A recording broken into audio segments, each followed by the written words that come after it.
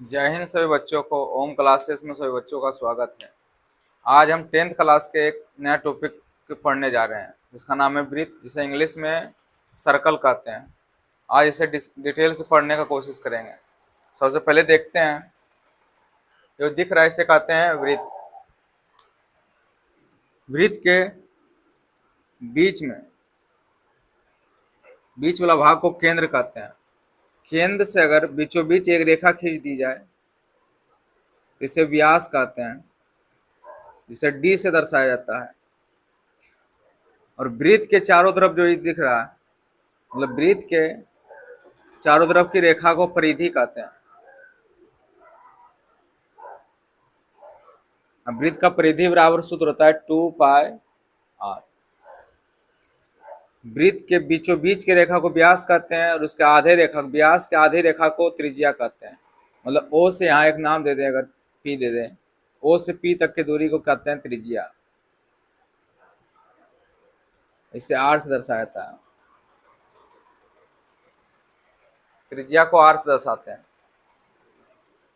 अगर एक वृत्त में, इसी में देखते हैं, एक वृत्त में अगर इस तरह से एक रेखा खींच दी जाए, इस रेखा का अगर नाम दे दें यम और यन, तो यम यन जो है, यम यन वृत्त का की कहलाएगा जीवा। और पी और क्यू भी एक प्रकार का जीवा ही है, लेकिन वृत्त का सबसे बड़ा जीवा कौन है? पी क्यू, इसलिए इसे कहते हैं व्यास। क्वेश्चन परीक्षा में पूछा गया कि वृत्त की सबसे बड़ी जीवा को क्या कहते हैं? व्यास कहते हैं। वृत्त की सबसे बड़ी जीवा को व्यास कहते हैं। और व्यास जो है त्रिज्या का दोगुना होता है, इसलिए हम व्यास बराबर लिख सकते हैं, व्यास बराबर 2 गुना त्रिज्या। व्यास बराबर होता है 2 गुना त्रिज्या, तो डी बराबर हो जाएगा 2 इंटू आर या 2r। व्यास बराबर हो जाएगा 2r। अगर जीवा को हम ऐसे रंग दे तो नीचे वाला भाग जो यम यन, चाप यन यम जो है कहलाता है, चाप यम यन। यहां से यहां तक जो चाप है कहलाएगा लघु, छोटा इसलिए कहलाएगा लघु वृत्त खंड। इसे नाम देंगे लघु वृत्त खंड। याद रखना है कि वृत्त के चारों तरफ की जो खींची गई रेखा उसे परिधि कहते हैं, इसे 2πr से दर्शाते हैं। बीच के भाग को केंद्र कहते हैं। अगर केंद्र से बीचों बीच रेखा खींच दी जाए तो उसे व्यास कहते हैं। वृत्त के सबसे बड़ा जीवा जो है व्यास कहलाता है। पूछेगा कि वृत्त में कितने व्यास खींचे जा सकते हैं, तो वृत्त में अनंत व्यास खींचे जा सकते हैं।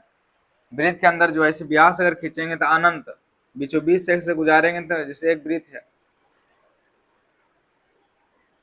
इसके बीच से और बहुत सारी रेखा गुजार दी जाए तो सब इसका क्या कहलाएगा? व्यास कहलाएगा। पूछेगा कि वृत्त में कितने व्यास है, तो वृत्त में व्यास की संख्या, व्यास कितनी होती है? अनंत। अगर वृत्त में व्यास अनंत है तो वृत्त के अंदर पूछेगा त्रिज्या कितना है, वृत्त में त्रिज्या भी होगा अनंत। अगर पूछ दे कि एक वृत्त में कितने त्रिज्या संभव है, तो अनंत त्रिज्या संभव है और व्यास भी अनंत संभव है।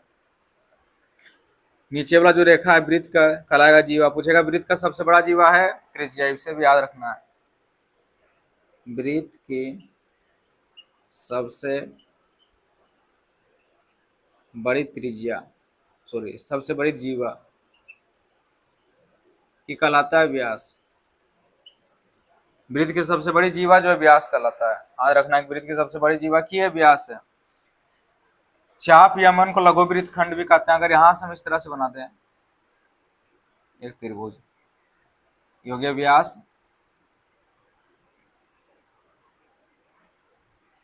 ये हो गया ओ यम यन। ये जो पूरा भाग दिख रहा है, पूरा यहां से यहां तक, पूरा भाग को हम कहेंगे, हम यहां लिख देते हैं ओ यम यन। जो पूरा भाग दिख रहा है इसे कहेंगे त्रिज्या खंड, इसे कहते हैं त्रिज्या खंड। पूरा भाग को कहेंगे त्रिज्या खंड। जो दिख रहा है यहाँ से यहाँ तक, इस पूरे भाग को कहते हैं त्रिज्या खंड। इसे और आगे डिटेल से पढ़ेंगे। त्रिज्या खंड का सूत्र क्या होता है, वृत्त खंड का सूत्र क्या, पहले हम समझते हैं। अब हम देखते हैं छेदक रेखा क्या है, स्पर्श रेखा क्या है और प्रतिच्छेदी रेखा क्या। जब वृत्त के दो बिंदु से एक रेखा गुजरे तो उसे कहते हैं छेदक रेखा। अगर वृत्त के दो बिंदुओं पर काटने वाली रेखा को, वृत्त के दो बिंदु को जो काटते हैं उसे कहते हैं छेदक रेखा। उसके बाद है स्पर्श रेखा। अगर वृत्त को एक बिंदु पर स्पर्श करता हो, वृत्त का एक बिंदु पर जब स्पर्श करता हो तो उसे कहते हैं स्पर्श रेखा। और प्रतिच्छेदी रेखा उससे कहते हैं जो ना ही एक बिंदु पर, ना ही दो बिंदु पर, या ना ही अनंत बिंदु पर उसे प्रतिच्छेदित करे, मतलब काटे। जो उसको काटे नहीं, वृत्त को जो नहीं काटे वो कहलाता है वो प्रतिच्छेदी रेखा। अच्छा, स्पर्श रेखा में अगर वृत्त के केंद्र से अगर त्रिज्या खींच दें तो इस दोनों के बीच जो कोण बनेगा वो समकोण बनेगा, मतलब इस दोनों के बीच का मान जो होगा 90 डिग्री होगा। वृत्त के केंद्र से अगर स्पर्श रेखा पर लाइन त्रिज्या खींच दिया जाए तो स्पर्श रेखा और वृत्त के केंद्र के बीच के त्रिज्या के बीच का जो कोण बनेगा वो बनेगा 90 डिग्री का, मतलब समकोण बनता है। एक चीज और देख लेते हैं, अगर पूछ दे कि वृत्त में कुल कितनी स्पर्श रेखाएं खींची जा सकती है, वृत्त में कुल कितनी स्पर्श रेखाएं खींची जा सकती है, तो हम कहेंगे कि वृत्त में जो है, एक वृत्त में अनंत स्पर्श रेखाएं खींची जा सकती है। इस तरह से एक वृत्त में कितने स्पर्श रेखाएं खींची जा सकती है, तो अनंत। लेकिन अगर पूछेगा कि वृत्त में कितने समांतर स्पर्श रेखाएं खींची जा सकती है, समांतर स्पर्श रेखा अगर बोलेगा तो याद रखना है कि वृत्त में दो समांतर स्पर्श रेखाएं खींची जा सकती है। अब इसका हम कुछ क्वेश्चन देखेंगे ऑब्जेक्टिव। अब हम वृत्त से कुछ ऑब्जेक्टिव क्वेश्चन देख लेते हैं जो कि परीक्षा में पूछा जाता है। पहला कह रहा है कि वृत्त का कोई स्पर्श रेखा उसे डैश बिंदु पर प्रतिच्छेदित करता है। तो वृत्त पर से कोई जब वहां स्पर्श रेखा गुजारते हैं, वृत्त से हम जब वृत्त पे कोई स्पर्श रेखा गुजारते हैं, इसे एक बिंदु पर टच करता है। वृत्त से जब हम स्पर्श रेखा गुजारते हैं, यहाँ लग रहा होगा कि यहाँ से यहाँ तक टच कर रहा है, लेकिन एक बिंदु से ही टच करता है। कह रहा है कि वृत्त की कोई स्पर्श रेखा उसे कितने बिंदु पर प्रतिच्छेदित करता है, कितना बिंदु पर प्रतिच्छेदित करता है, तो एक बिंदु पर। याद रखना है कि वृत्त की कोई स्पर्श रेखा जब वृत्त पर से गुजारते हैं तो एक ही बिंदु पर प्रतिच्छेदित करता है। कह रहा है किसी वृत्त को अधिकतम डैश समांतर स्पर्श रेखाएं हो सकती है। वृत्त पर जो अधिकतम समांतर रेखा इस तरह से गुजरा जाता है, तो वृत्त पर स्पर्श रेखा जो समांतर होगा, कह रहा है कि किसी वृत्त के अधिकतम कितने समांतर स्पर्श रेखा, एक स्पर्श रेखा यहाँ, दूसरा स्पर्श रेखा रहेगा इसके समांतर में, यहाँ पर बनाना है अच्छा से, लेकिन स्पर्श रेखा होगा ऊपर से।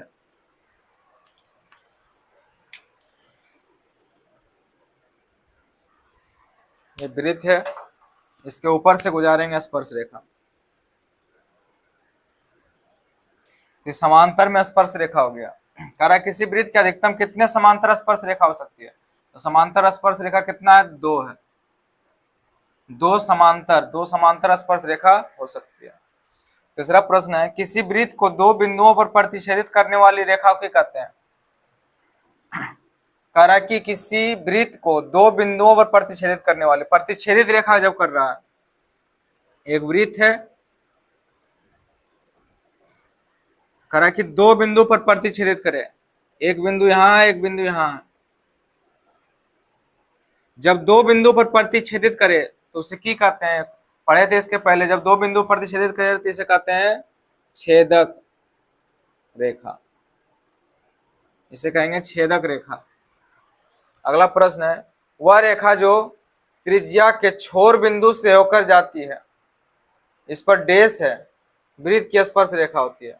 करे वह रेखा जो त्रिज्या के छोर बिंदु से, यह वृत्त की त्रिज्या, वृत्त की है त्रिज्या।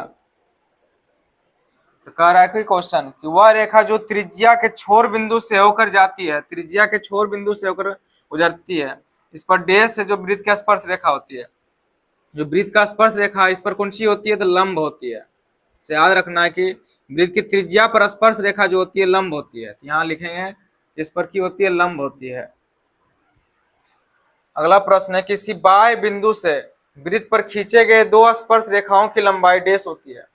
कोई बाह्य बिंदु है, पहले तो एक वृत्त बना लेते हैं, वृत्त पर बाह्य बिंदु से गुजार रहे हैं, मान लो यहां से एक बिंदु से गुजार रहे हैं, यह बाह्य बिंदु, यहां से एक स्पर्श रेखा गुजारे, फिर यहां से इसे गुजारे। कह रहा किसी बाह्य बिंदु से वृत्त पर खींचे गए दो स्पर्श रेखा दो स्पर्श रेखा की लंबाई एक ही होगा, तो लंबाई दोनों का आपस में बराबर होता है, इसे याद रखना है। एक बाह्य बिंदु, इसका नाम पी ले दिए। दो स्पर्श रेखा जब गुजारेंगे, किसी बाह्य बिंदु से बाहर एक बिंदु से वृत्त पर खींचे गए दो स्पर्श रेखाओं की लंबाई दोनों आपस में की होगा, बराबर होगा, इसे याद रखना है। यहां तक पहला प्रश्न था कि वृत्त की कोई स्पर्श रेखाओं से डैश बिंदु पर प्रतिच्छेदित करता है, जैसे एक बिंदु पर ही प्रतिच्छेदित करता है। दूसरा प्रश्न है किसी वृत्त की अधिकतम डैश समांतर स्पर्श रेखा हो सकता है, कितना समांतर स्पर्श रेखा हो सकता है, दो हो सकता है। दो से ज्यादा समांतर स्पर्श रेखा नहीं होगा। जैसे एक वृत्त है, इसके ऊपर हम यहाँ से समांतर स्पर्श रेखा नहीं कर सकते हैं, इस स्पर्श रेखा नहीं है, स्पर्श रेखा हमेशा एक बिंदु से होकर गुजरेगा, ये दो बिंदु से होकर गुजर रहा है, इसलिए छेदिक रेखा, ऐसे स्पर्श रेखा नहीं करेंगे। कह रहा है कि कितने समांतर स्पर्श रेखा होगा, समांतर स्पर्श रेखा दो हो सकता है। आगे किसी वृत्त की दो बिंदुओं पर खींचे गए बिंदुओं पर प्रतिच्छेदित करने वाली रेखा को, दो बिंदुओं को प्रतिच्छेदित करने वाली रेखा को कहते हैं छेदक रेखा। आगे कह रहा है वह रेखा जो त्रिज्या के छोर बिंदु से होकर जाती है, इस पर डैश लंब है, सॉरी इस पर डैश है, वृत्त की स्पर्श रेखा होती है। कह रहा है कि वह रेखा जो त्रिज्या के छोर बिंदु से स्पर्श रेखा जो पर जो गुजर रहे वो होता है, उस पर कौन सी लंब होता है, 90 डिग्री कोण बनाता है। यहाँ जो बनाएगा 90 डिग्री कोण बनाता है। अगला क्वेश्चन था किसी बाह्य बिंदु से, एक बाह्य बिंदु से खींचे गए दो स्पर्श रेखा की लंबाई दोनों आपस में बराबर होता है, इतना याद रखना है। अब इसका कुछ प्रश्न देख लेंगे आगे, सब्जेक्टिव। एक प्रश्न देखते हैं जो कि है तो ऑब्जेक्टिव, लेकिन इसे सब्जेक्टिव में पूछता है। कह रहा है 5 सेमी त्रिज्या वाले वृत्त, पहले त्रिज्या बनाएंगे, सॉरी वृत्त बनाएंगे, इसकी त्रिज्या है कितना, 5 सेमी दिया हुआ है, इसका नाम देते हैं ओ, इसकी त्रिज्या 5 सेमी है। कह रहा है पी, किसी बिंदु P पर स्पर्श रेखा पी क्यू है, एक बिंदु पर स्पर्श कर रहा है, यहां से एक बिंदु बनाते हैं, एक बिंदु से यहां की कर रहा है स्पर्श, कह रहा है P पर ये जो स्पर्श कर रहा है इसका नाम दे दिया है P। स्पर्श रेखा P की वृत्त के केंद्र O से गुजरने वाली रेखा Q पर काटती है। O से गुजरने वाली जो रेखा है ये काट रहा है कहाँ, Q पर, तो इसका नाम दे दिए Q। फिर से देखते हैं 5 सेमी त्रिज्या वाले वृत्त के किसी बिंदु P पर की स्पर्श रेखा PQ, स्पर्श रेखा PQ है, वृत्त के केंद्र O से गुजरने वाली रेखा को Q पर काटती है, O जो है Q पर काटती है, ताकि OQ बराबर 12 सेमी, OQ बराबर दिया हुआ कितना, 12 सेमी। त्रिज्या दिया हुआ है, यहां से यहाँ त्रिज्या हो जाएगा कितना, ये दिया हुआ है 5 सेमी। तो कह रहा है PQ की लंबाई, इसका लंबाई पूछ रहा है, इसका मान पूछ रहा है PQ का मान कितना होगा। तो हम देखेंगे, इन्हें देखना है कि यहाँ 5 12 13 हो जाएगा, उससे नहीं बनेगा। कारण हम पढ़े थे अभी कि स्पर्श रेखा जहां बनाती है वो बनाता है 90 डिग्री कोण, यहाँ स्पर्श रेखा बना रही, बनाएंगे समकोण, इसके सामने वाला भुजा कहलाएगा कर्ण, ये हो गया कर्ण। अब इसे लंब मान लेंगे तो आधार हो जाएगा। हम पी क्यू बराबर लिखेंगे रूट अंडर ओ क्यू का स्क्वायर माइनस पी ओ का स्क्वायर। ओ क्यू का मान दिया हुआ कितना, 12, तो 12 का स्क्वायर माइनस 5 का स्क्वायर, 12 का स्क्वायर 144 माइनस 5 का स्क्वायर 25, तो पी क्यू बराबर हो जाएगा रूट अंडर 119, सेमी में है तो सेमी हो जाएगा, सेमी स्क्वायर निकलेगा इतना पी क्यू बराबर, फिर निकालेंगे यहाँ लिखेंगे 119, स्क्वायर से रूट हट जाएगा तो यहाँ हो जाएगा 119 सेमी, निकल गया पी क्यू बराबर, इसका मान आ गया रूट अंडर 119 सेमी। फिर से देख लेते हैं, कह रहा था 5 सेमी त्रिज्या वाले वृत्त के किसी बिंदु P से स्पर्श रेखा पी क्यू है, वृत्त के केंद्र O से गुजरने वाली रेखा Q को काटती है, ओ क्यू बराबर दिया था 12 सेमी, त्रिज्या दिया हुआ 5 सेमी, इसके सामने वाला भुजा ये जब स्पर्श रेखा से जब गुजरती थी यहाँ पर न समकोण बनाता 90 डिग्री कोण, इसके सामने वाला भुजा कर्ण कहलाएगा, इसे लंब मान लेंगे तो ये आधार हो गया। यहाँ पी क्यू बराबर आधार बराबर सूत्र रूट अंडर कर्ण स्क्वायर माइनस लंब स्क्वायर लगा के निकाल लेंगे, हो गया 119 सेमी। ये ऑब्जेक्टिव क्वेश्चन लेकिन इसे सब्जेक्टिव में पूछता है। फिर आगे कुछ प्रश्न देखते हैं अभी।